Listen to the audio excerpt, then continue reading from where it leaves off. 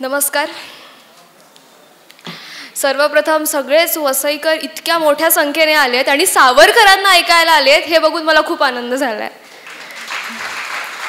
म्हणजे इकडे एक छोटीशी चिमुकली केव्हाची बसली आणि जेव्हा असे सावरकर प्रेमी आपल्या सगळ्यांमध्ये येत आहेत ते बघून मला खूप आनंद होतोय. कारण की आमची पिढी, तुमची पिढी आणि येणारी नवीन पिढी ज्या वेळेला सावरकरांचे विचार हे पुढे घेऊन जाईल त्याच वेळेला समाजातले सगळेच भ्रम मोडून आपण काढू शकतो. आज तरुण भारत MHA-MTV यांच्या संयुक्त विद्यमाने आजचा हा कार्यक्रम आपण आयोजित केला आहे. कालजयी सावरकर याचा विशेषांक प्रकाशन सोहळा आज झाला आहे. कालजयी सावरकर म्हणजे ज्यांनी कालावर देखील विजय मिळवला आहे अशा सावरकरांना ऐकायला आज आपण या ठिकाणी आलो आहे. आजच्या कार्यक्रमाचे अध्यक्ष श्री संतोष गायकवाड सर, त्याचप्रमाणे कार्यक्रमाचे सहयोगी श्री कच्छ कड़वा पाटीदार सनातन समाजाचे अध्यक्ष श्री मावजी पटेल सर. सर तुम्हालाही नमस्कार. यही उपस्थित समस्त पाटीदार समाजने जय सरदार जय पाटीदार. सामवेदी ब्राह्मण संघाचे अध्यक्ष श्री अनंत पाटील सर, माननीय संघचालक राष्ट्रीय स्वयंसेवक संघ श्री नरेंद्र पितळे सर, समर्थ मराठा संस्थेचे सचिव श्री अशोकजी जाधव सर आणि समाज उन्नती मंडळाचे अध्यक्ष डॉक्टर श्री प्रदेव जाधव सर, या सगळ्यांनाच माझा नमस्कार. नावांवरूनच कळतंय की आपण सगळे समाज एकत्र येऊन सावरकरांना इथे ऐकायला जमलोय आणि हेच ते आपले सावरकर. कारण सावरकर हे कोणत्याही एका धर्माचे किंवा कोणत्याही एका पंथाचे नाही आहेत, तर ते ह्या देशाचे आहेत, या मातृभूमीचे आहेत, आपल्या स्वतंत्र भारताचे आहेत. सावरकर म्हणजे एक पराकोटीचा, एक विचारवंत, एक विचार, एक लेखक, एक स्वातंत्र्य योद्धा. म्हणजे त्यांच्यासारखा योद्धा आपल्या भारतात होणं म्हणजे आपल्यासाठीच खूप मोठी गोष्ट. 28 मे 1883 या दिवशी सावरकरांचा जन्म झाला आणि आपण आजच त्याची 141वी जयंती या ठिकाणी साजरी करतोय. सावरकर मूळचे हे कोकणातल्या रत्नागिरी जिल्ह्यातल्या गुहागरमधील पालशेतमधले आणि तेच सावरकर नंतर आमच्या नाशिकमध्ये आले आणि आज मी नाशिकवरून आली याचा मलाही एक वेगळाच आनंद आहे. कारण की सावरकर ज्या भागात राहिले, ज्या तिळभांडेश्वरच्या मंदिराजवळ त्यांचा सावरकर वाडा होता, तो माझा रोज शाळेत जाण्याचा रस्ता. ज्या रस्त्यावरून ते फिरले त्या रस्त्यावरून मी लहानाची मोठी झाली. त्यामुळे मला सावरकरांचे विचार आणि त्यांच्या आसपास राहणारे लोक मला हे फार जवळून अनुभवता आले. पण आज आपण ज्या समाजात राहतोय, म्हणजे आज एक विद्यार्थी म्हणून माझ्याकडे माझं एक वेगळं आयुष्य आहे, मी जगू शकते. म्हणजे का बरं सावरकर हा विचार मी मांडावा आणि का बरं लोकांपर्यंत पोहोचवावा. तर आज आपण ज्या समाजात राहतोय ना त्या ठिकाणी प्रत्येक व्यक्ती सावरकरांवरती दूषण लावण्याचं काम करत आहे.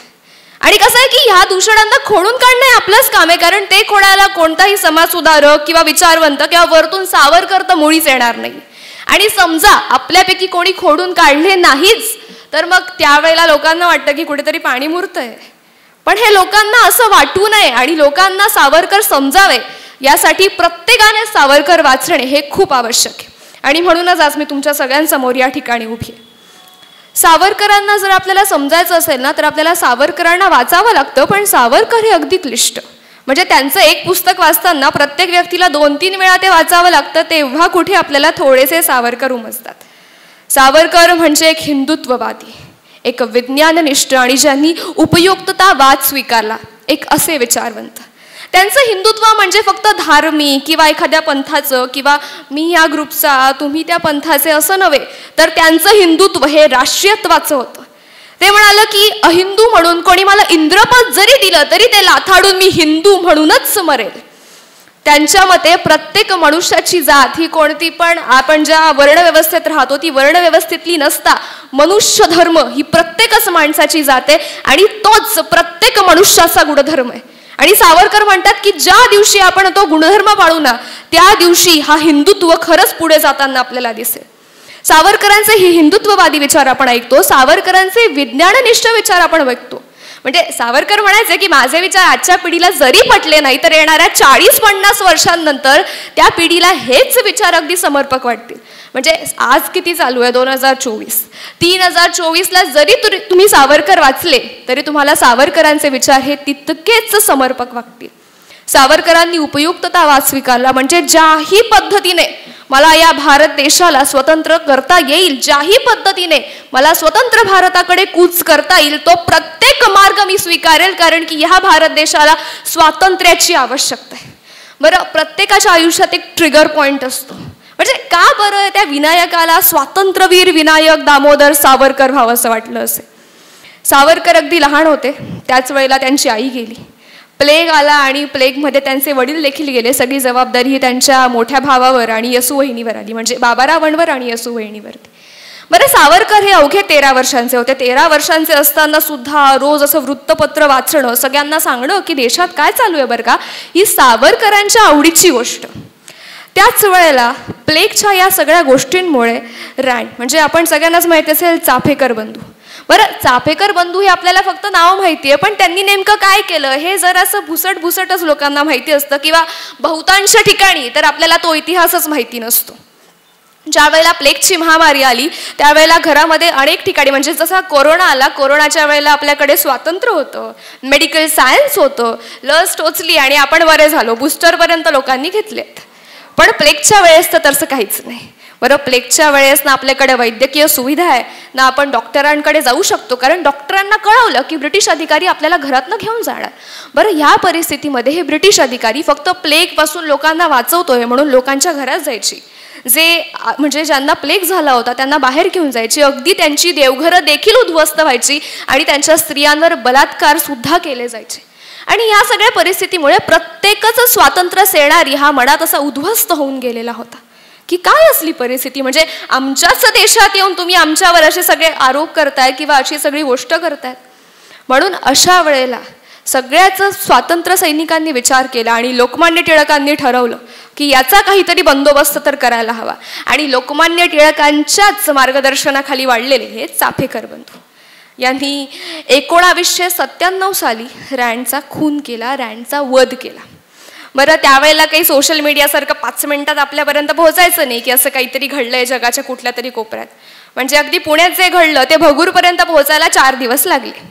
आणि वृत्तपत्रे काही प्रत्येकाच्या घरी पोहोचायचा नाही, ज्याच्या घरी पोहोचला त्याच्या घरी सावरकर गेले. त्यांनी तो बघितला आणि पहिल्याच पानावर लिहिलेलं होतं की चाफेकर बंधूंनी रँडचा वध केला. बरं, काही लोकांनी सांत्वन केलं आणि काही लोकांनी फार म्हणजे चांगले शब्दही वापरले नाही की माथे पुरू ते चाफेकर काय करस त्यांना असलं काहीतरी करायची. सावरकरांना फार वाईट वाटलं की ज्या व्यक्तीने देशासाठी हौतात्म्य स्वीकारलं त्या व्यक्तीला देखील आपल्याच देशातले देशबांधव असं म्हणतात म्हणून. आणि इथून तो सावरकर तयार झाला स्वातंत्र्यवीर होण्याच्या दृष्टीने. पुढे ते नाशिकला आले, त्यांनी भगूर सोडलं, त्यांनी नाशिकला येऊन त्यांचं प्राथमिक शिक्षण केलं. त्यांचे मोठे बंधू देखील त्यांच्यासोबत नाशिकला आले. आणि नाशिकच्या तिळभांडेश्वर एक महादेव मंदिर आहे, म्हणजे तुमच्यापैकी जर कोणी नाशिकला आलं असेल तर त्या ठिकाणी तुम्हाला अभिनव भारतची संघटना, ज्या वाड्यामध्ये ह्या सगळ्या गोष्टी घडल्या त्या अजूनही तसंच ठेवलं आहे आणि त्याचं आता रिनोव्हेशनचं पण काम चालू आहे. त्यामुळे पुढच्या वेळेला तुम्ही नाशिकला याल तर तुम्हाला अभिनव भारत हे अगदी छान स्वरूपामध्ये सगळ्यांच्या समोर दिसेल. 1999च्या दरम्यान सावरकरांनी, म्हणजे अगदी 16 वर्षांचा सावरकर, 1999च्या दरम्यान त्यांनी राष्ट्रभक्त समूह नावाची संघटना स्थापन केली. पागे आणि म्हस्कर ह्या 2 लोकांना त्यांनी सोबत घेतलं. या 2 सदस्यांच्या माध्यमातून राष्ट्रभक्त समूह ही संघटना स्थापन झाली. आणि सावरकर तेव्हा होते केवळ 16 वर्षांपेक्षाही कमी, म्हणजे 16 वर्षापेक्षाही कमी वर्षाच्या एका मुलाने ही एक संघटना स्थापन केली. पुढे 1 जानेवारी 1900 ही जी संघटना झाली हिला प्रकट स्वरूपानं आणि हिला अभिनव भारत आणि पहिले मित्रमेळा म्हणून ओळखलं गेलं आणि नंतर तिला सगळ्यांनी अभिनव भारत म्हणून केलं. बरं, त्यावेळेला काही सोशल मीडिया पण नव्हतं की आज आम्ही एक व्हॉट्सॲप ग्रुप उघडला आहे तर तुम्ही याच्यात ॲड व्हा म्हणून. त्यावेळेला लोकांना हे सांगायचं नाही की असं काहीतरी घडलेलं आहे आणि तरीसुद्धा लोकांपर्यंत पोहोचवायचं सुद्धा, कारण की राष्ट्रीयत्वाची आपल्याला चळवळ उभी करायची. आणि अशा परिस्थितीमध्ये मग सावरकरांनी 400पेक्षा जास्त स्वयंसेवक जोडले, तेही देशभरामध्ये. म्हणजे मी केवळ नाशिकचं म्हणत नाही किंवा महाराष्ट्राचं म्हणत नाही, तर संपूर्ण देशभरामध्ये त्यांनी हे सगळे स्वयंसेवक जोडण्याचं काम केलं. पुढे त्यांनी त्यांचं फर्ग्युसनमध्ये बॅचलरची त्यांनी डिग्री घेतली आणि मग त्यांना बॅरिस्टर होण्यासाठी इंग्लंडला जायचं होतं. बरं, विदेशात जायचं म्हणजे काय हाऊस म्हणून नाही आहे. म्हणजे आजकालच्या आमच्या पिढीला काय वाटतं की काहीतरी चार्मिंग वाटेल, आपण फॉरेनला शिकतोय, आईवडिलांना शेजारच्यांना सांगायलाही आनंद होईल. पण सावरकरांचंच नव्हे तर कोणत्याच राष्ट्रीय नेत्याचं किंवा कोणत्याच क्रांतिकारकाचं असं मत नव्हतं. त्यांच्यामध्ये ज्या वेळेला आपण भारताबाहेर जाऊ त्यावेळेला भारताची संपूर्ण परिस्थिती ही आपल्याला वरतून बघता येईल आणि आपल्याला म्हणजे भारतातल्या लोकांशी कनेक्ट बनवता येईल. आणि ह्यासाठी त्या ठिकाणी इंग्लंडला गेले. बरं, ज्यावेळेला ते इंग्लंडला गेले ना त्यावेळेला त्यांच्यावर पोलिसांची फार नजर होती. म्हणजे त्यांना असं म्हणायचं की चाफेकर क्लबचा स्टुडंट आहे किंवा चाफेकर स्कूलचा स्टुडंट आहे. कारण सावरकरांचे विचार हे कसे आहेत हे इंग्लंडमधल्या लोकांना आधीच कळून गेलेलं होतं. म्हणजे तुमच्यापैकी जर कोणी चित्रपट बघितला असेल तर तुम्हालाही जाणवेल की कसं श्यामजी कृष्ण वर्मा यांच्या मदतीने कितीतरी क्रांतिकारक इंग्लंडमध्ये एकत्र आले आणि त्यांनी इंग्लंडमध्ये काम करण्याचा प्रयत्न केला. बरं, ज्या घरामध्ये ते राहिले इंडिया हाऊस त्याच्या बाहेर आजही लिहिलंय की Indian philosopher and patriot lived here. म्हणजे विचार करा की त्या इंग्लंडमधल्या लोकांनाही आज जाणीव आहे की एक पॅट्रिऑट एक देशभक्त सावरकर होते. पण आपल्याच देशातल्या अनेक लोकांना याची जाणीव अजूनही होत नाही. ह्या गोष्टीचं मला फार दुःख वाटतं. सावरकरांनी ज्या वेळेला इंग्लंडमध्ये जाऊन काम सुरू केलं त्यांनी बॉम्ब कसे बनवायचे, तंत्र कुठून आणायचं, या सगळ्याच गोष्टींचा सारासार विचार त्या भूमीवर जाऊन सुरू केला. बरं, तिथे पोहोचल्यानंतर ज्या वेळेला त्यांनी हे सगळं काम करायला सुरुवात केली त्याच वेळेला मदनलाल धिंगरा यांनी वाईलीचा खून केला, तेही सावरकरांच्या मदतीने आणि त्यांच्या नेतृत्वाखाली येऊन. ज्या वेळेला मदनलाल धिंगरा यांनी वाईलीचा खून केला ना त्यावेळेला त्यावेळेचे लोक असं म्हणत होते की मदनलाल धिंगरा यांनी जे काम केलेलं आहे त्याच्यामुळे वर्षानुवर्ष इतिहास त्यांना लक्षात ठेवेल. वर्षानुवर्ष प्रत्येक मुलाच्या मुखात मदनलाल धिंगरांचं नाव असेल. पण परिस्थिती बघता आज आपल्यापैकी कित्येकांना मदनलाल धिंगरा हे माहितीच नाही आहेत. म्हणजे इतिहास हा आपल्यापर्यंत तसा पोहोचलाच नाही. कुठे ना कुठे इतिहास कमी पडला किंवा आपण कमी पडलो. म्हणजे कोणा एका पैलूवर आपण पूर्णपणे दोषारोप करू सुद्धा शकत नाही. आपणही कुठे ना कुठे एका पॉईंटवर कमी पडत असतो असं मला कुठे ना कुठे वाटतं. त्यानंतर सावरकरांनी 12 ब्राउनिंग पिस्तुलं भारतात पाठवली, तेही की भारतात जी काही परिस्थिती आहे त्याच्यावर कसा वचक बसवता येईल. बरं, त्याच वेळेला जून 1909 साली बाबारावांना अटक झाली. कारण बाबारावांवर काहीतरी आरोप लावण्यात आले आणि बाबारावांवर अशी अटक झाली की त्यांची अगदी रस्त्यात धिंड काढण्यात आली. म्हणजे ज्या वेळेला आपण म्हणतो की एखादा स्वातंत्र्य सेनानी, आज आपण असं म्हणायला हवं की आज या देशाचा कोणताही नगरसेवक म्हणा किंवा आमदार म्हणा किंवा खासदार म्हणा रस्त्यावरनं जात असला किंवा एखादा सिने अभिनेता रस्त्यावरनं जात असला तर लोक सगळे त्यांच्याकडे बघतात की अरे टी व्हीवर येतात, छान दिसतात, छान बोलतात. पण त्याच भारतामध्ये ज्या वेळेला एखादा स्वातंत्र्य सेनानी काहीतरी देशासाठी करतो तेव्हा रस्त्यावर त्याची धिंड काढली जात होती. या सगळ्या परिस्थितीने सगळेच जे नाशिकचे लोक होते ज्यांनी ती धिंड स्वतःच्या डोळ्यांनी बघितली होती ते अगदीच द्रावक मनाने आणि परिस्थितीत येऊन गेले. आणि त्याचमुळे त्यावेळेचे नाशिकचे डिस्ट्रिक्ट मॅजिस्ट्रेट जॅक्सन याचा वध करायचा त्यांनी ठरवलं. बरं, वध करणार कोण? म्हणजे जर तुम्ही वाचलं की जॅक्सनचा वध कसा करायचा तर त्याच्यावरती 6-1 महिने चर्चा चालली की वध कोण करणार. कारण माहिती होतं की जो व्यक्ती वध करेल त्याला नंतरचं आयुष्य जगणं फार कठीण. म्हणजे तो जगतो का मरतो याच्यावरची परिस्थिती. तर अशा वेळेला 19 वर्षांचे अनंत कान्हेरे समोर आले. त्यांना कित्येकांनी सांगितलं की नाही रे अनंता, तू लहान आहेस अजून, 19 वर्षांचा तुला अजून शिकायचं आहे, आईवडिलांची मदत करायची आहे. पण अनंत म्हणाला मुळीच नाही. म्हणजे ज्या वेळेला ते जॅक्सनचा वध करायला पुढे गेले त्यांनी आईवडिलांना काय स्वतःच्या जिवलग मित्राला देखील सांगितलं नव्हतं. कारण की कोणताही आपला व्यक्ती जर आपला हात धरायला आला की नको अनंता जाऊ नकोस तर आपलं मन तिथे थांबेल. बरं, ज्या दिवशी त्यांनी जॅक्सनचा वध केला त्याच्या 2 दिवसाआधी नाशिकचं विजयानंद थिएटर आहे ज्या ठिकाणी जॅक्सनचा वध झाला. 2 दिवसापूर्वी त्यांना असा विचार आला की अरे परवा तर तारीख ठरली आहे. म्हणजे तारीख अगदी आठवडाभरा पुढची ठरली होती. पण काहीतरी कारणामुळे असं कळालं की जॅक्सन तर आठवडाभरा आधीच नाशिक सोडतोय. मग त्याला लवकर मारायला हवं कारण त्याला जिवंत नाशिक बाहेर सोडणं हे त्यावेळेच्या लोकांना मुळीच पटणारं नव्हतं. बरं, ज्या वेळेला असं ठरलं त्यावेळेला 2 दिवसाआधी आता त्याला वाटलं की आईवडिलांना तर सांगायचं नाही आहे. मग त्याच्यासोबत जे होते त्यांनी एक चांगला सूट दिला, छान ब्लेझर पॅन्ट वगैरे घालून अनंत कान्हेरे तयार झाले. अहो 19 वर्षांचा मुलगा, म्हणजे माझ्याहूनही लहान. जेव्हा मी अनंत कान्हेरेंना वाचते त्यावेळेला मला असं वाटतं की आज आपण जे विचार करतो त्यापेक्षा त्यांचे विचार अगदी प्रगल्भ होते. म्हणजे सूट वूट घालून ते विजयानंद थिएटरमध्ये गेले आणि त्यांनी तिथे एक फोटो काढला. तुम्ही आजही गुगल केलं तर तुम्हाला तो सापडेल. आणि त्या फोटोच्या मागे त्यांनी लिहून ठेवलं की मी गेल्यावर माझ्या आईवडिलांना माझी मिळणारी एक शेवटची भेट असेल तो म्हणजे माझा एक फोटो. म्हणजे 19 वर्षाच्या मुलाला जेवायला वाटतं की तो आईवडिलांनाही सांगत नाही, जिवलग मित्रांनाही सांगत नाही, फक्त स्वातंत्र्यासाठी आणि फक्त स्वातंत्र्यासाठी. आणि प्रेरणा कुठून घेत आहे? सावरकरांकडून. अहो असे विचार. म्हणजे का तर फक्त बाबारावांना जी शिक्षा झाली ती नाशिकच्या लोकांना पटली नाही आणि म्हणून त्या डिस्ट्रिक्ट मॅजिस्ट्रेट जॅक्सनचा त्यांनी विजयानंद थिएटरमध्ये वध केला. बरं, आता संशयाची सुई पोहोचली ती डायरेक्ट इंग्लंडमध्ये असलेल्या सावरकरांवर. सावरकरांवर अनेक आरोप लावण्यात आले की त्यांनी बॉम्ब बनवण्याचं तंत्रज्ञान उभं केलं किंवा मदनलाल धिंगरा यांना त्यांनी मदत केली, त्यांनी भारतामध्ये ब्राउनिंग पिस्तुलं पाठवली, त्यांनी अभिनव भारतसारखी संघटना उभी केली. या सगळे आरोप त्यांच्यावरती लावण्यात आले. बरं, सावरकरांची आणि त्यांच्यासोबत असणाऱ्या सगळ्यांची अशी इच्छा होती की जो काही खटला चालावा तो इंग्लंडमध्ये चालावा, कारण की त्या देशातले नियम जे होते ते त्यांना भारतात येऊन त्यांचा काळा बाजार करताच आला असता, पण इंग्लंडमध्ये किमान जगाला दाखवण्यासाठी तरी त्यांनी त्यांच्या कायद्यांचं काटेकोरपणे पालन केलं असतं. पण तिथल्या चर्चिलला मात्र हे मान्य नव्हतं. तिथल्या लोकांनी खूप प्रयत्न केले की कसं सावरकरांना इंग्लंडमध्येच त्यांचा खटला चालवता येईल, पण त्यांनी काही ते होऊ दिलं नाही. बरं, इकडे बाबाराव काळ्यापणाच्या शिक्षेला निघतायत, इकडे सावरकरांवर इंग्लंडमध्ये खटला चालू आहे. हे सगळं बघता यसुवहिनी अगदी दुःखात चालल्या गेल्या होत्या. म्हणजे बाबारावांची पत्नी ज्या वेळेला बाबारावांना ज्या वेळेला अटक झाली त्यावेळेला इंग्रज त्यांच्या घरात आले आणि ते त्यांची सगळी मालमत्ता जप्त केली. अहो, चुलीवरती जे भांडे म्हणजे स्वयंपाक चालू होता ना, ते स्वयंपाकाचे गरम भांडे देखील ते घेऊन गेले. म्हणजे घरात काहीच उरलं नाही. बरं, शेजारचे लोक त्यावेळेला सांत्वन करायला आले, शोक व्यक्त करायला आले की अगं यसू, फार वाईट झालं ग तुझ्यासोबत. म्हणजे तुझा नवरा पण काळ्यापणाच्या शिक्षेला चालला, तुझा जो छोटा दीर आहे तो इंग्लंडमध्ये, आणि छोटा जो दीर आहे नारायण तो पण आता शिक्षण घेतोय, तो तर लहान आहे, तो काय करणार. त्यावेळेला यसू त्यांना म्हणते की तुम्ही रडू नका, ज्या वेळेला आमच्यासारखी कुटुंब उद्ध्वस्त होतील ना तेव्हाच ह्या देशामध्ये भरभराट होईल. काय विचार म्हणावे त्या यसुवहिनींचे.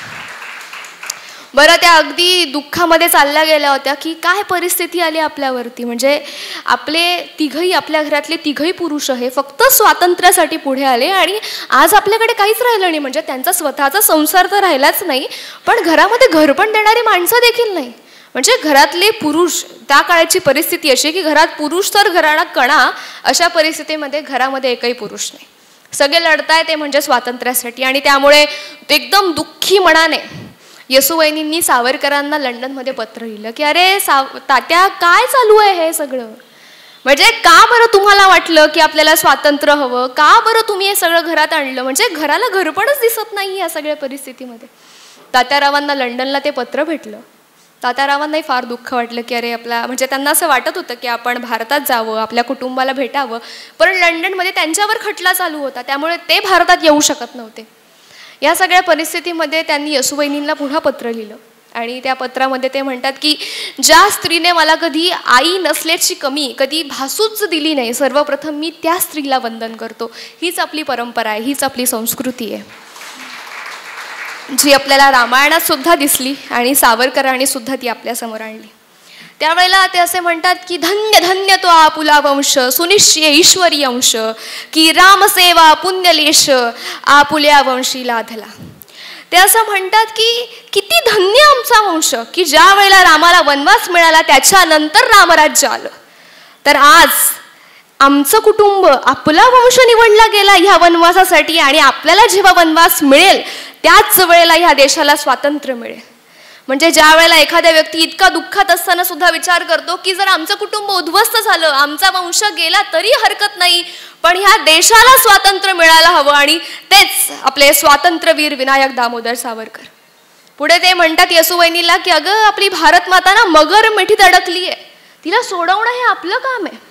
ते म्हणतात की अमर होय ती वंशतला, निर्वंशचा देवा करता. म्हणजे अमर झालंय आपलं कुटुंब, आपल्या सगळ्या पिढ्या अमर झालेल्या आहेत, कारण की आपल्या वंशाची निवड झालेली या स्वतंत्र संग्रामामध्ये पुढे जाण्यासाठी.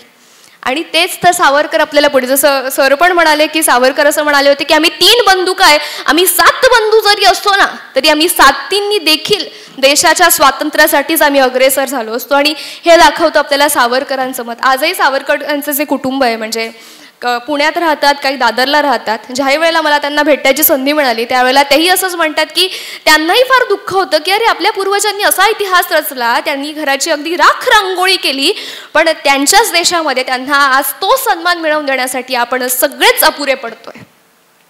ज्यावेळेला ही सगळी परिस्थिती झाली त्याच्यानंतर सावरकरांना भारतात पाठवावंच लागलं, कारण की इंग्लंडवाल्यांना मान्य नव्हतं ना. समजा त्यांनी इंग्लंडमध्ये काहीतरी चुकीचा निकाल लावला असता तर संपूर्ण देशभरात त्यांची नाचक्की झाली असती. पण भारतात काही निकाल लावू दे, काही हरकत नाही. कसं सोशल मीडिया नव्हतं ना तेव्हा, लोकांपर्यंत पोहोचणार कसं? भारतातले निकाल हे भारतातच राहणार. सावरकरांना भारतात आणण्यासाठी मोरिया जहाज आलं आणि मार्सिलीच्या बेटाचा जो काही किस्सा आहे तो आपण सगळ्यांनाच माहिती आहे की सावरकरांनी भोकातनं उडी मारली. बरं, बऱ्याच लोकांना ना याची अर्धवटच माहिती असते बरं का. म्हणजे शब्दप्रयोग असा होतो की संडासाच्या भोकातनं उडी मारली, अर्ध्याच्यावर लोक कन्फ्यूज असतात की नेमकं भोक कोणतं होतं. आधी पण म्हणजे आज आपल्याकडे पण आपण आजची रचना बघा किंवा जहाजाची रचना बघा, असे छोटे छोटे काच असतात. तुम्ही आजही इंग्लिश पिक्चर बघा किंवा आपले जुने पिक्चर बघा, असे काच असतात आणि त्या काचेला ते भोक म्हणाले. बरं, सावरकर ज्या वेळेला सगळ्यांना माहिती होतं त्या जहाजावाल्यांना की अरे हा एक मोठा व्यक्ती आहे बरं का, म्हणजे एक मोठा प्रिझनर आहे आणि हा कोणत्याही प्रकारे पळून जाण्याचा प्रयत्न करू शकतो. तरी सावरकर त्यांच्या विधीसाठी, प्रातविधीसाठी त्या ठिकाणी गेले आणि त्यांनी पहिले जाणवं काढलं आणि मोजलं की आपण याच्यातनं जाऊ शकू का नाही. जर जाऊ शकू तरच जाण्यात अर्थ आहे, नाही तर इथेच बसण्यात अर्थ आहे. बरं, त्यांनी मोजलं, त्यांना वाटलं की कदाचित मी इथून सुटू शकतो. आणि सावरकर दाखवतात ना उपयुक्ततावाद, की कुठूनही जर आपल्याला बाहेर पडता येत असेल, येड केड प्रकारेण जर आपण बाहेर पडू शकत असू तर बाहेर पडायचं. त्यांनी ती काच फोडली. बरं, काच फोडता फोडता अंगालाही जरासे दुखापत झालीच असणार. ते त्या काचेतनं कसे बसे बाहेर पडले. तुम्ही म्हणजे चित्रपटात बघितलं असेल तर मला असं वाटत नाही की चित्रपट तो सीन तितका करू शकला, पण तुम्ही विचार करा ना की 1-1.5 किलोमीटरचा तो जो समुद्र किनारा आहे तो आहे, समुद्राचं अगदी खारट पाणी आणि त्या पाण्यातनं सावरकर पोहत पोहत जात आहे. बरं, ह्या परिस्थितीमध्ये त्यांच्या मनात किती विचार असतील की आपण पोहोचतो का नाही पोहोचत, मागून आपल्यावरती इतक्या गोळ्या चालू आहेत, आपण एखाद्या गोळीत मेलो तर आपला प्रेतही सापडणं कठीण, कारण समुद्र आहे शेवटी तो. बरं, त्या 1 किलोमीटर त्या जीवाच्या आकांताने त्या बेटात समुद्रावर पोहोचले. पण भाषेचा म्हणजे आपण सगळ्यांनाच माहिती आहे की तिथल्या लोकांना इंग्रजी भाषा येत नव्हती आणि सावरकरांना किती सांगितलं की अरे मी कोण आहे, मी भारतीय आहे, मी तुमच्याकडे शरणागती घेऊ शकतो, हे ब्रिटिश आहेत, हे मला इथून पकडून घेऊ जाणार नाही. पण तरीसुद्धा त्यांना कळालं नाही. नंतर त्याचा बराचसा प्रश्न झाला, पूर्ण राजकीय उलथापालथ झाली. म्हणजे इंटरनॅशनल लेवलवरती बऱ्याच लोकांनी त्यावेळेला सांगितलं की सावरकरांना फ्रान्सला परत द्या म्हणून, कारण ते फ्रान्सच्या धर्तीवर आले होते. पण इंग्लंड तसं काही होऊ देणार नव्हतं, कारण इंग्लंडसाठी इतका मोठा गुन्हेगार सावरकर म्हणजे. सावरकर भारतात आले, मुंबईमध्ये ते जेलमध्ये होते. त्यांच्या पत्नी माई त्यांना भेटायला गेल्या. माई खूप दुःखी होत्या की नवरा आलाय भारतामध्ये पण आपल्या घरी नाही येऊ शकत आहे, त्याच्यावर अजून खटला चालू आहे, अजून माहिती पण नाही की काय होणार. आणि नुकतंच कळालं होतं की सावरकरांना 2 जन्मठेपेच्या शिक्षा द्यायच्या म्हणून. त्यावेळेला सावरकर त्यांना म्हणतात की मला माहिती आहे मी तुझा अपराधी आहे म्हणून, कारण आपला संसार होता, पण तरीसुद्धा तू एकटीच सोडते म्हणून. त्यावेळेला ते म्हणाले की आपल्या एका संसाराची राख रांगोळी झाली ना तरी काही हरकत नाही, पण ह्या देशाला स्वातंत्र्य मिळायला हवं. तुम्ही येसुवहिनींना बघा, तुम्ही माईंना बघा, तुम्ही नारायणरावांच्या पत्नीला बघा. म्हणजे फक्त त्या घरातल्या पुरुषांनीच नाही तर त्या घरातल्या स्त्रिया देखील तितक्याच पुढे सरसावल्या या देशाच्या स्वातंत्र्य संग्रामासाठी. आणि हाच तर आपला वैभवशाली इतिहास आहे. ज्या वेळेला सावरकरांना कळालं की आपल्याला 2 शिक्षा आहे, म्हणजे सावरकरांनी त्यावेळेला ब्रिटिश सरकारला एक पत्र लिहिलं. त्या पत्राविषयी फारसं काही लोक बाहेर म्हणत नाही, पण त्या पत्रात त्यांनी असं म्हणालं की कोणत्याही कायद्यानुसार, म्हणजे केवळ भारताचाच नव्हे तर जगातल्या कोणत्याही देशाचा कायदा असू दे, जर एखाद्या व्यक्तीवरती 2, 3, 4, 5 असे कितीही गुन्हे लागले तर त्या गुन्ह्यामध्ये एखाद्याची शिक्षा 2 वर्ष असेल, एखाद्याची 5, एकाची 10, एकाची 20, तर त्या व्यक्तीला समजा 4 गुन्ह्यांसाठी पकडले तर त्याला जी सगळ्यात मोठी शिक्षा असेल त्या 4ही गुन्ह्यांमधली ती पूर्ण शिक्षा देतात. त्याला अशा काही एक नाही की पहिले 2 वर्ष कर, मग 3 वर्ष कर, मग 5 कर, मग 10 कर, असं नाही. जी सगळ्यात मोठी शिक्षा असेल तीच भोगायची. मग सावरकर त्यांना म्हणाले की 2 जन्मठेपा कसं काय, सगळ्यात मोठी ना, मग मला एक 25 वर्षांची द्या, कायदा तेच म्हणतो, शेवटी बॅरिस्टर माणूस ना तो. ब्रिटिश म्हणाले नाही. ते म्हणाले की अहो तुम्ही 1 जन्म ना, मग 2 जन्मठेपा कसं देणार, एका जन्मात एकच जन्मठेप हवी. ते म्हणाले नाही. मग त्यावेळेला सावरकर त्यांना म्हणतात, म्हणजे तुमच्यामध्ये तर पुनर्जन्म नाहीच आहे, पुनर्जन्म तर आमच्यात आहे. तर तुम्ही मान्य करताय बरं का की पुनर्जन्म असतो म्हणून, की तुम्ही जर एका जन्मामध्ये 2 जन्मठेपा देऊ शकता, तर तुम्ही मान्य करायला हवं की पुनर्जन्माची जी संकल्पना आम्ही हिंदू म्हणून बाळगतो ती संकल्पना अस्तित्वात आहे म्हणून. पण ब्रिटिश ऐकणार कुठे होते, त्यांना पाठवायचं ठरलं. बरं, ज्या वेळेला त्यांची जहाज आली महाराजा आगबोटी, त्या आगबोटीवर ज्या वेळेला ते चढायला आले त्यांच्याबरोबर अनेक कैदी होते. चढत असताना लोक त्यांना बघायला आले होते. काही लोक असेच रस्त्याने चालणारे की कोण चाललंय बाबा म्हणून, किंवा काही जण की सावरकर चालले आहेत, कारण सावरकरांचं नाव त्याही वेळेला मोठं होतं, कारण त्यांनी कामच इतकं अफलातून केलेलं होतं. लोक त्यांना बघायला आले आणि सगळेच लोक त्यांच्याकडे बघता बघता काही दुःखात होते, काही असे कुसकटपणे बघत होते, कारण समाज आहे आपला, असं होतंच सगळीकडे. प्रत्येकाला त्या भावना तितक्याच खोलवर जाणवत नाही. ज्या वेळेला ते चढत होते त्यावेळेला लोकांना असं, कारण की हजारो लोकांमध्ये गेलेले 2-1 लोक हे काळ्या पाण्याच्या शिक्षेवरनं परत आले होते. त्यामुळे जो व्यक्ती काळ्या पाण्याच्या शिक्षेसाठी अंदमानला गेला तो परत कधी आलाच नाही. म्हणजे सावरकर त्यांचं जे पुस्तक आहे माझी जन्मठेप, त्याच्यामध्ये असं लिहितात की मला असं वाटत होतं की मला प्रेताच्या तिरडीवर बांधलं जातंय म्हणून ज्या वेळेला मी तिथे चढत होतं. पण सावरकरांना दुःख याचं नव्हतं बरं का, की मी काळ्या पाण्याच्या शिक्षेला चाललोय किंवा मी माझ्या देशात परत येईल का नाही, 50 वर्ष तिथे जायचंय. त्यांना दुःख या गोष्टीचं होतं की तिथे उपस्थित लोकांपैकी, म्हणजे ते असं लिहितात, त्यांनी नमूद केलेलं आहे, तिथे उपस्थित लोकांपैकी एक व्यक्ती जरी त्यांना म्हणाला असताना की जा बंधो जा, तुझ्या मागे मी आणि आम्ही तुझ्या व्रताचं पारणं फेडू, तर तिथल्या तिथेच माझ्या तिरडीची फुलांची सेज झाली असती. पण ती झालीच नाही, कारण कोणी ते साहस केलंच नाही किंवा कोणी ते काही बोललंच नाही. सावरकर गेले. म्हणजे त्यांच्या पुस्तकांमध्ये असं आपण ज्या वेळेला वाचतो ना, मी म्हणते की हृदय अगदी भरून येतं. बऱ्याचदा आपण रडत रडत ती पुस्तकं वाचतो की काय तो त्याग असेल त्या माणसाचा. पण तरीसुद्धा आजची समाजव्यवस्था मला काही वेगळं सांगायला नको. सावरकर तिथे पोहोचले. डेव्हिड बॅरी आयरिश अधिकारी होते त्या तिथले जेलर म्हणून. त्यांना सगळे बारी साहेब म्हणायचे. अपभ्रंश आपल्या भाषेमध्ये अनेक वर्षांपासून होतात. तिथे गेल्यानंतर त्यांनी बऱ्यापैकी सांगितलं की तू ह्या खोलीत राहायचंय, तू इथे बसायचंय, तुला पहिले 6 महिन्याची सॉलिटरी कन्फाइनमेंट होणार आहे, म्हणजे अगदी तिथे कोणीच यायचं नाही, एकटं काळोख अंधारी खोली, त्याच्यामध्ये तू 6 महिने राहायचंय म्हणून. ते म्हणाले ठीक आहे. एक व्यक्ती आला तिथल्याच अधिकाऱ्यांपैकी एक होता. त्याने सावरकरांचा बिल्ला बघितला. ते म्हणाले की अरे 1910 चालू आहे आत्ता आणि तुला 50 वर्षांची शिक्षा दिली आहे ना म्हणे. तर 1910 ते 1960 म्हणजे 50 वर्ष, काही हरकत नाही, आमचं ब्रिटिश सरकार खूप दयाळू आहे, 1960 उलटलं की तुला लगेच तुझ्या घरी सोडून देऊ आम्ही म्हणून. सावरकर त्याच्या डोळ्यात डोळे घालत असे उभे राहिले आणि ते म्हणाले तुम्हाला काय वाटतं इतक्या वर्ष आम्ही तुम्हाला भारतात राहू देणार आहोत?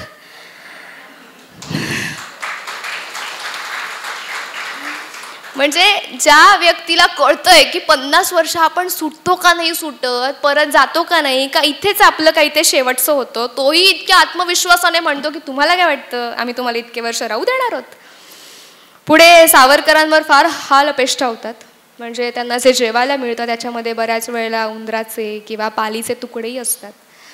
ज्या वेळेला गरमी दमट हवामान तिथलं, म्हणजे अंदमानामध्ये गरमी आणि पावसाळा जास्त जाणवतो हिवाळ्यापेक्षा, त्यात इतकं दमट हवामान, कारण सगळ्या समुद्राने वेढलेला ते अंदमान, त्याच्यामध्ये अगदी जाड कपडे घालायचे. आजच म्हणजे मी आली इकडे मुंबईला, दमट हवामान, मी नाशिकवरून आली, मला फार वेगळं वाटलं की भाई काय दमट हवामान आहे. पण सावरकरांना त्या अंदमानामध्ये इतके जाड कपडे घालायचे आणि त्याच्यात ते असं वातावरण. बरं, आंघोळ करायची तर ज्या दिवशी ते पहिल्यांदा आंघोळीला गेले, म्हणजे आणल्यास त्यांची आंघोळ झाली, कारण 3 दिवस 3 रात्र लागतात अंदमानात जायला. त्यावेळेला पाणी होतं. ते आंघोळीला गेले तर ते म्हणाले नाही नाही आंघोळ अशी नाही करायची, तुम्हाला 3 वेळा आदेश दिला जाईल, पाणी लेव म्हटलं की तू बुचकाळायचं आणि पाणी काढायचं, मग तुला पुढची आज्ञा दिली की तू ते अंगावर टाकायचं आणि मग झाली तुझी आंघोळ. म्हणजे त्या 3 तांब्यांमध्ये तू तुझा प्रातविधी पण करायचा आणि तुझी आंघोळ पण करायची. बरं, ते पाणी कसं बरं, ते पाणी म्हणजे समुद्राचं. समुद्राच्या पाण्यामध्ये कसली, आज आपण म्हणजे आज लोक हौशीने बीचवर जातात आणि बीचवरनं येता येता त्यांना असं वाटतं की अंगाचा असा कचकटा झाला आहे, सगळी वाळू सगळं ते मीठ अंगात घुसलंय.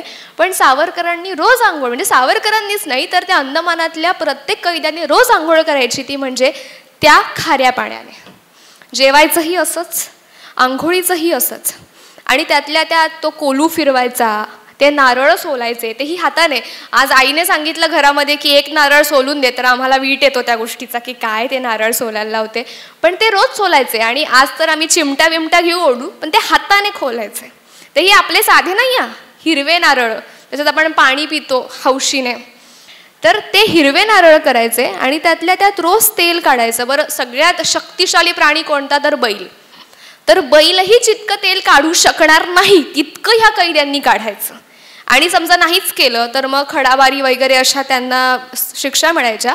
म्हणजे असं अगदी पाय फाकून उभे राहायचं, पायामध्ये त्यांच्या काहीतरी लाकडाचा तुकडा वगैरे असा अंतराने ठेवलेला, पायात जाड साखरदंड, हातात जाड साखरदंड, आणि तसंच उभं राहायचं. कधी कधी 6-6, 7-7 दिवस. म्हणजे अगदी त्यांचे सगळे विधी त्यांनी तसेच करायचे, झोपायचं देखील तसंच.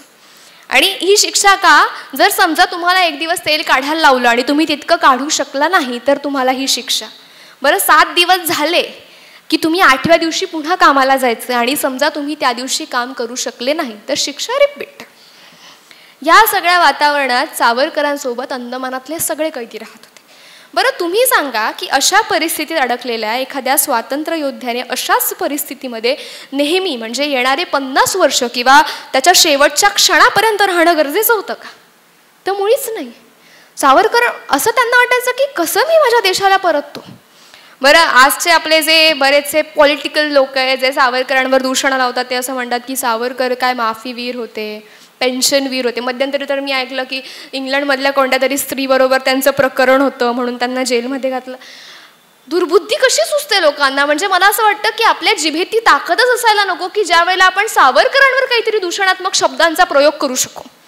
पण परिस्थिती तशी नाहीच आहे ना, लोक करतातच तसा प्रयोग. बरं, इंग्लंडच्या कायद्यानुसार त्याला ॲम्नेस्टी पिटिशन असं म्हणतात. तसं ॲम्नेस्टी पिटिशनचा काही डायरेक्ट मराठीत अर्थ नाही आहे, त्याला दयेचा अर्ज वगैरे असं म्हणतात. म्हणजे माफी आणि दया याच्यातला अर्थ लोकांना कळत नाही मराठीचा. पण दया आणि माफी याच्यातला अर्थ आपल्याला कळत नाही. माफी म्हणजे काय, तर समजा मी तुमच्यासोबत काहीतरी चुकीचं वागली तर मी तुम्हाला माफी मागेल की माफ करा, माझ्याकडून चूक झाली म्हणून, पुढच्या वेळेला मी असलं काही करणार नाही. पण सावरकरांनी असं कधीच म्हटलं नाही की माझ्या सांगण्यावरनं मदनलाल धिंगराने वायलीचा खून केला, किंवा मी 12 ब्राउनिंग पिस्तुला पाठवली, किंवा मी अभिनव भारत उघडली, ही मी चूक केली आहे म्हणून. सावरकर असं कधीच म्हटले नाही. आणि असेल तर ते 10 वाचून बघा आणि तुम्हाला कळेलच की जर तुम्हाला वाटत असेल की नाही सावरकर तर असं कसं काय, ते तर माफीवीर होते, तर जरा जा वाचा. अरे, व्हॉट्सअप युनिव्हर्सिटीतनं कोणीच पुढे जात नाही, ते वाचणं आवश्यक आहे. सावरकरांनी सांगितलं की आजपर्यंत जे केलं ते केलं जाऊ देत, पण पुढे तुम्ही जर माझ्यावर काही अटी घालणार असाल तर मी त्या अटींचं पालन करेल, पण मला इथून बाहेर सोडा म्हणून. बरं, त्या ठिकाणी राहणंही गरजेचं नाही. बरं, सावरकरांनी एकट्याने नाही लिहिलं बरं का, संपूर्ण कारागृहात सांगितलं की असं आपल्याकडे काहीतरी अधिकार आहे, आपण इथून बाहेर सुटूच शकतो म्हणून. तर मग असं त्यांना कळालं. बरेचसे लोक सुटले सुद्धा याच्यातनं. असं असतं की ज्या वेळेला असे अनेक अर्ज ब्रिटिश गव्हर्नमेंटकडे पोहोचतात त्या दिवशी वर्षातला एक दिवस अधिवेशनाचा ठरवला जायचा आणि मग त्या सगळ्या अर्जांवर चर्चा होणार की कोणाला सोडायचं कोणाला ठेवायचं. तर असं नेहमी चर्चा व्हायची. आणि मग समजा एखाद्या व्यक्तीला सोडायचं ठरवलं तर मग ते मुंबईला यायचं की आम्हाला यायला सोडवायची इच्छा आहे, तर तुम्ही काय म्हणाल म्हणून. आणि मग मुंबई ज्यांना पारित करेल ते पुढे. बरं, सावरकरांना ना कधी ब्रिटिश सरकारने सोडण्याचा निर्णय घेतला ना कधी मुंबईवाल्यांनी. आणि समजा चुकून ब्रिटिश सरकारला वाटलंच की सोडायचं का याला, तर मुंबईवाल्यांनी हे होऊ दिलं नाही. सावरकरांना माहिती होतं की ते पॉलिटिकल प्रिझनर होते, म्हणजे एक राजकीय कैदी. आणि राजकीय कैद्यांना सामान्य कैद्यांपेक्षा थोडेसे वेगळे अधिकार असतात. म्हणजे त्यांना कष्टाची कामं दिली जात नाही, त्यांना कधी कधी लेखपालाचं काम करा किंवा थोडंसं लिहून द्या किंवा थोडंसं सामान ठेवा उचलून द्या किंवा लोकांना इकडचं तिकडे घेऊन जा, असे काम असतात. पण सावरकरांना ते कधी दिलं नाही बरं का. म्हणजे सावरकरांच्या बिल्ल्याखाली डी लिहिलेला होता, तो फक्त सावरकरांच्या खाली होता का, ते डेंजरस प्रिझनर म्हणून. ब्रिटिशांना पण भीती होती सावरकरांची की डेंजरस प्रिझनर आपल्या अंदमानामध्ये आहे म्हणून. सावरकर फार हुशार होते. म्हणजे दिवसभर ते सगळं करायचं, काम करायचं, थकायचं आणि मग त्यांना आणून सोडून द्यायचं, कारण माणसाकडे चालण्याची शक्तीच नसणार इतकं काम केल्यानंतर. सोडल्यानंतर ते असे निश्चित पडून असायचे. जाग आली की मग त्यांना कविता सुचायच्या आणि मग त्या सुचलेल्या कवितांमधून आलं ते म्हणजे कमला महाकाव्य. बरं, हे महाकाव्य आलं, तुम्ही जर ते महाकाव्य बघितलं, माझे अजून पूर्ण वाचून नाही झालं, तर मी सांगते की त्या काव्य जितकं मी वाचलं त्याच्यात दुःखाचा किंवा त्रासाचा एक शब्द नाहीये. ते असं प्रेमाने भरलेलं काव्य आहे. म्हणजे विचार करा, एखाद्या व्यक्ती दररोज इतकं काम करतो, इतक्या हाल अपेष्टांमध्ये, तरी सुद्धा त्याला प्रेमगीतं आठवत आहेत. दर 3 महिन्यांनी अंदमानामध्ये भिंतींना चुना मारला जायचा, म्हणजे जे काही जुनं असेल ते स्वच्छ करायचं म्हणून. तर सावरकरांनी लिहिलेल्या त्याच्या सगळ्या ओव्या होत्या, ज्या कविता होत्या, त्या पुसल्या जायच्या. म्हणजे 3 महिन्यामध्ये ते लिहायचं पण आणि पाठ पण करायचं. विचार करा, जितके वर्ष ते अंदमानात होते तितक्या वर्षांच्या सगळ्या ओव्या त्यांनी पाठ केल्या आणि आल्यानंतर सगळ्या लिहून काढल्या. बरं, चुना मारला की लोकांना वाटायचं आता सावरकरचा जो काही आहे इच्छा की लिहायचं, ती सगळी आता पाण्यात जाणार आणि तो काही लिहिणार नाही. सावरकरांना त्याचाही आनंद व्हायचा, अरे वा, लिहायला कोरं पाण मिळालं, कारण चुना मारून तर सगळं भिंत स्वच्छ होऊन गेलेली असायची. सावरकर ज्या वेळेला थकायचे आणि हे सगळं लिहून वगैरे झालं की कुठेतरी सकाळी 3-4 वाजता त्यांना जाग यायची. प्रत्येकच थकलेल्या माणसांना सकाळची ती वेळ असते की छान झोप लागते म्हणून. त्याच वेळेला ज्या त्या ठिकाणी अंदमानात त्यांच्यासोबत मुस्लिम बांधव होते, त्यांची नमाज सुरू व्हायची. बरं, सकाळी सकाळी हे भोंगे म्हणजे सगळ्यांनाच त्रासदायक की कसं काय बरं, म्हणजे आपण कुठेतरी डोळा लागतोच ते हे ओरडतात. मग सावरकरांनी सांगितलं बारी साहेबांना की का हो, यांचं काहीतरी करा म्हणून, केव्हा तर चालू आहे यांचं. बारी साहेब म्हणाले त्यांना धार्मिक अधिकार आहे, त्यांचा नमाज ते वाचतीलच म्हणून पहाटेचा. सावरकर हुशार होते, ते म्हणाले माझा पण धार्मिक अधिकार आहे, मला माझी भगवद्गीता हवी आहे म्हणून. आता ती काही तिकडे अंदमानात नव्हती, 3-4 दिवस लागले भारतात नाणायला. त्यांच्याकडे भगवद्गीता आली आणि भगवद्गीता त्यांनी, ते म्हणे इकडे या, त्यांनी सुरू केलं. मस्त पहिला फोटो होता, आपण बघतोच की श्रीकृष्ण सारथी म्हणून बसलेले आहेत, मागे अर्जुन बसलेला आहे, ते अर्जुनाला मार्गक्रमण करतायत की तू असं कर, तू ह्या धर्मयुद्धामध्ये आहेस म्हणून. तर हे सगळं ते म्हणाले की this is Lord Krishna and he is blowing conch, he is blowing conch. म्हणजे ते असं म्हणाले की हा आमचा देव आहे श्रीकृष्ण आणि तो शंख वाजवतोय म्हणून. तर हा आमचा धार्मिक अधिकार आहे की आम्हाला रोज शंख वाजवायचे, तर आम्हालाही शंख द्या म्हणून, कारण आमचा धार्मिक अधिकार आहे. बरं, शंख आणायला 4 दिवस नाही लागल्या, समुद्रकिनारा शंख त्या ठिकाणी सगळ्यांकडे शंख पोहोचले. बरं, सगळ्यांना प्रश्न पडला शंख का आले. विचार केला की इथे बडे बाबू म्हणायचे सावरकरांना, बडे बाबूने कुछ किया होगा, पूछते उनसे. जेवायच्या वगैरे वेळेला ते भेटले आणि त्यांनी विचारलं की काय.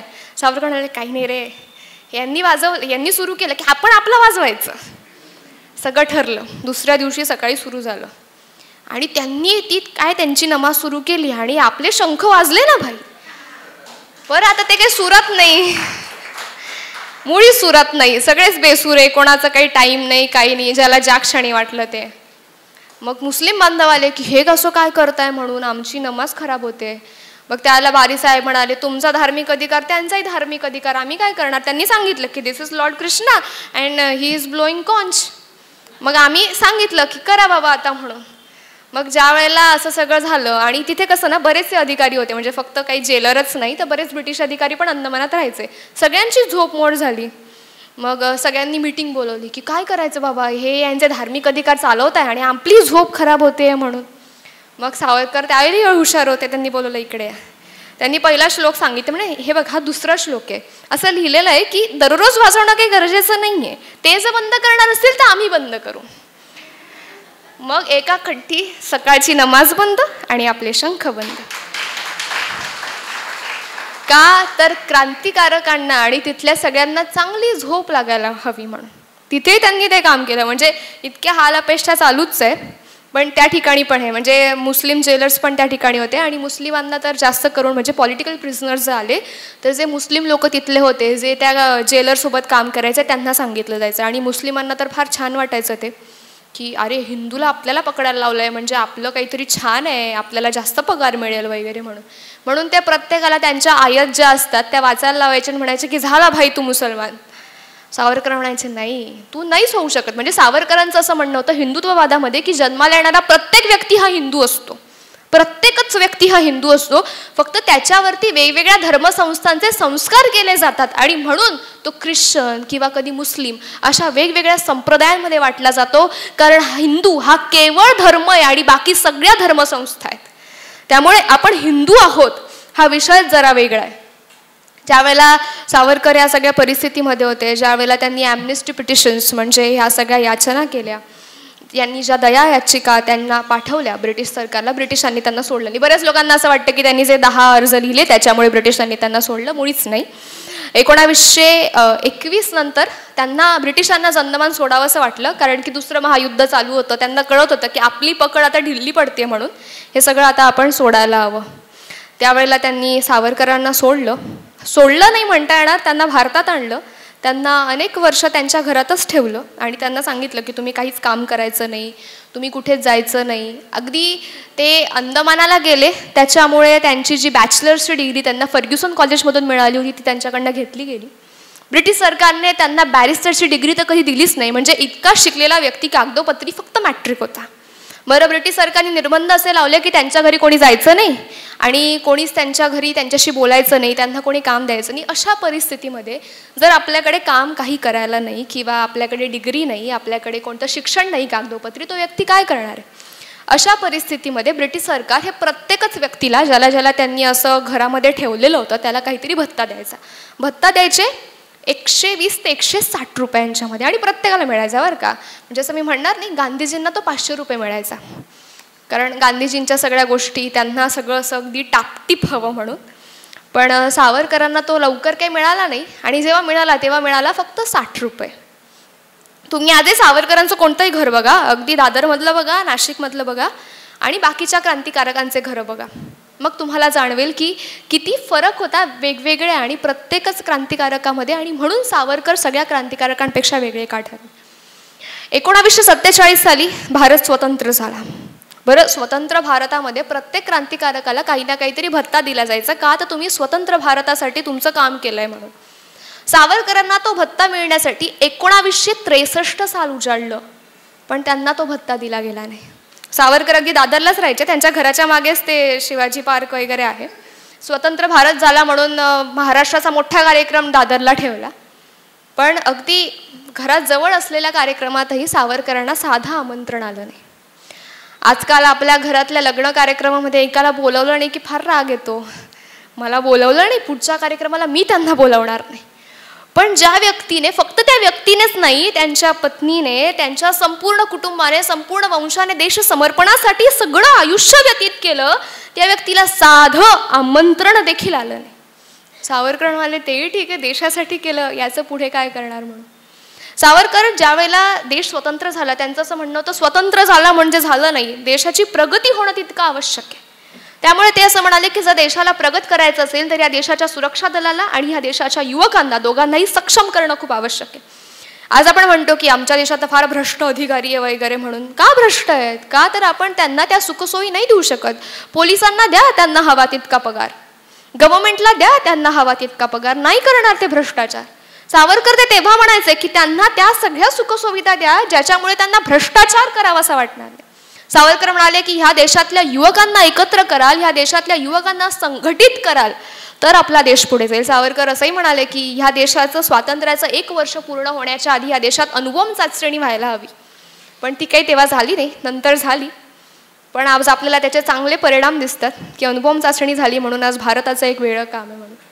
सावरकर म्हणायचे की आपण जी अहिंसा इतके वर्षांपासून ऐकतोय ना, ती अहिंसा ठीक आहे, मान्य आहे आम्हाला, काही हरकत नाही, गीतेतला श्लोक आहे आमचा, पण आम्हाला अर्धीच अहिंसा शिकवली हो. अहिंसा परमो धर्म, धर्म हिंसा तथैव च, की अहिंसा परमोच्च धर्म आहे, परंतु त्याच धर्मासाठी जर कधी कधी हिंसा करावी लागली तर तोही देखील तितकाच महत्वाचा धर्म आहे, पण आपण अर्धवटच शिकत आलो. सावरकर म्हणायचे कोणत्याच देशातला लीडर हा अहिंसक होऊ शकत नाही. आज ठरवलं आपल्या देशातल्या प्रधानमंत्र्यांनी, राष्ट्रपतींनी, सुरक्षा दलाने की आम्हाला अहिंसा स्वीकारायची, आम्ही कोणावरही वार करणार नाही. चायना, पाकिस्तान, श्रीलंका असेच बसलेलेच येतो की केव्हा आपण अहिंसक होतो आणि आपला देश निस्तिनाभूत करायचा म्हणून. सावरकर म्हणायचे जोपर्यंत ह्या जगातला शेवटचा व्यक्ती अहिंसक होत नाही तोपर्यंत मी अहिंसा स्वीकारणार नाही. आणि त्यांच्या या विचारधारेमुळेच आज आपण सगळेच आपल्या कपाळावरती टिकली आणि सगळ्या स्त्रिया त्यांच्या शृंगारात आलेल्या आहेत. नाहीतर आज ना स्त्रियांचे चेहरे दिसले असते, ना सगळ्यांच्या कपाळावर किंवा टिकली किंवा कुंकू दिसला असता. आपण सगळेच वेगवेगळ्या धर्मांमध्ये या ठिकाणी आलो असतो. आणि सावरकर केवळ एकटेच नाही तर त्यांची पत्नी होती त्यांच्यासोबत. म्हणजे आपल्याकडे असतं की हळदी कुंकवाचे कार्यक्रम असतात सवाष्णीला, आणि ब्राह्मण सवाष्णीला तर जास्त बोलवतात, प्रत्येकच देशात बोलवतात की तिने आपल्या घरी यावं म्हणून. सावरकरांच्या पत्नीलाही आमंत्रण यायची. त्यावेळेला त्यांची पत्नी म्हणायची, मी येईन बरं का, माझी काही हरकत नाही, पण माझ्यासोबत 4 वेगवेगळ्या जातीच्या स्त्रियांना सुद्धा मी आणेल आणि तुमच्या स्वयंपाकघरात माझ्या पाटाला पाट लावून त्या बसतील तरच मी येईल. ते म्हणायचे ठीक आहे, कारण ब्राह्मण सवष्ण येणार. त्यांच्या पत्नीने प्रत्येकच हळदी कुंकवाच्या कार्यक्रमाला त्यांच्यासोबत सगळ्याच अशा 4 वेगवेगळ्या जाती धर्माच्या बायका त्यांच्यासोबत घेऊन, कारण आजही आपल्याकडे बऱ्याच आपण लोकांकडे बघू की स्वयंपाकघरात बाकीचे लोक यायला नको, बघा आमचा स्वयंपाकघर हे आमच्या परीने असायला हवं म्हणून. आज आपण म्हणतो की व्रतबंध सोहळा हा आपण फक्त ब्राह्मण कुळामध्ये करतो, पण सावरकरांनी फक्त ब्राह्मण कुळातल्याच नाही तर वेगवेगळ्या जाती धर्मातल्या मुलांचे व्रतबंध संस्कार घडवून आणले. आपल्या पुण्यामध्ये आजही ते घडवले जात आहेत. म्हणजे वेगवेगळ्या जाती धर्मांचे व्रतबंध संस्कार, इतकंच काय तर मुलींना सुद्धा जाणवं जनेयू हे दिलं जाते. आणि आपली संस्कृती ही सावरकरांच्या विचारधारेमुळे पुढे येते. सावरकरांनी आंतरजातीय विवाहाला फार प्रोत्साहन दिलं. ते म्हणायचे की आंतरजातीय विवाह हे फार आवश्यक आहेत. म्हणजे येणाऱ्या, सावरकरांचं असं म्हणणं होतं की येणाऱ्या काही पिढ्यांनंतर जेव्हा एखाद्या मुलाला विचारलं जाईल, जात कास्ट सिस्टम आजही आपल्याकडे, कोणताही फॉर्म भरताना आपण लिहितो की what's your caste, open, general, SC/NT अशा वेगवेगळ्या आपण लिहित असतो. त्यातही बऱ्याच ठिकाणी तर अगदी लिहावं लागतं, मराठा आहेस का, ब्राह्मण आहे का, कोणत्या वेगवेगळ्या याच्यात आला. तर एखाद्या मुलाला विचारलं काही पिढ्यांनंतर की काय रे तू कोणत्या जातीचा, तर त्याला प्रश्न पडला पाहिजे की अरे आई ब्राह्मण होती, वडील मराठा होते, आजोबा तर शूद्र जातीतले होते, किंवा आजी पण मराठा होती, मग नेमकं मी कोण. आणि त्यावेळेला त्याला असं वाटलं पाहिजे की मी हिंदू आहे. त्यावेळेला जाती व्यवस्था राहणार नाही.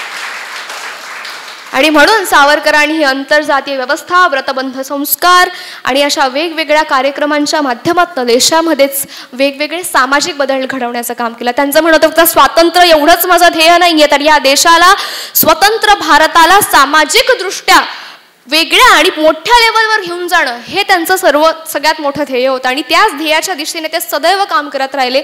ते त्यांचं संपूर्ण कुटुंब त्या दिशेने काम करत राहिलं. आज इथे सांगण्याचं म्हणजे त्यांना माफीवीर, पेन्शनवीर अशा वेगवेगळ्या शब्दांनी लोक बोलतात.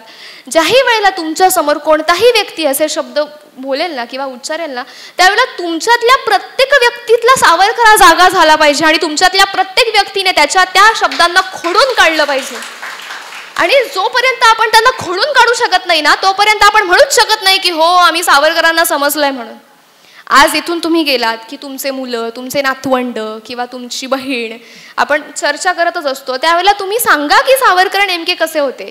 नेमकं माझ्यापर्यंत सावरकर पोहोचले म्हणजे मला कळलं असं पुरेसं नाही, तर मी किती लोकांपर्यंत पोहोचवतोय ते जास्त महत्वाचं. कारण सावरकर हे फक्त केवळ व्यक्तिमत्व नाहीये, तो एक विचार आहे आणि विचार लोकांपर्यंत पोहोचवण्यासाठीच असतो.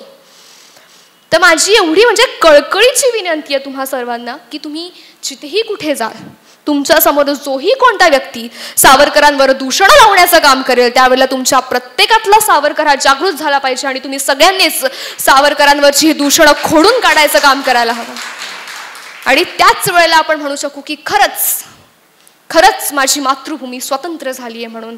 कारण की तोपर्यंत आपण फक्त ह्या भारतात राहतोय ज्या ठिकाणी आपल्याला फ्रीडम आहे, स्वतंत्रता नाही. आणि ह्याच सगळ्या भाषेवरती आपण पुढे जाऊया, सावरकरांचे विचार लोकांपर्यंत पोहोचवूया, सावरकरांचं मराठी भाषेवरचं प्रेम लोकांपर्यंत पोहोचवूया. आणि त्यांनी जे विचार आपल्या तेव्हा पेरण्याचं काम केलं, ते विचार पुढच्या पिढीपर्यंत आपण किती चांगल्या प्रकारे करू शकतो, किती चांगल्या प्रकारे नेऊ शकतो, यावर आपण सगळेच काम करूया. आणि सावरकरांना तुम्ही सगळ्यांनीच वाचावं. आणि जेही काही चिमुकले इथे मला मागे बसलेले दिसत आहेत, त्यांच्या आईवडिलांनी म्हणजे तुम्ही त्यांना इथे घेऊन आलं आणि एक छोटे छोटे सावरकर तयार करतायत, हे बघून मला खूप छान वाटलं, खूप आनंद झाला. आणि आपल्या सगळ्यांमधले सावरकर असेच जागृत राहावे हा आशावाद मी व्यक्त करते. जय हिंद, जय मा भारती, सर्वे भवन्तु सुखिनः.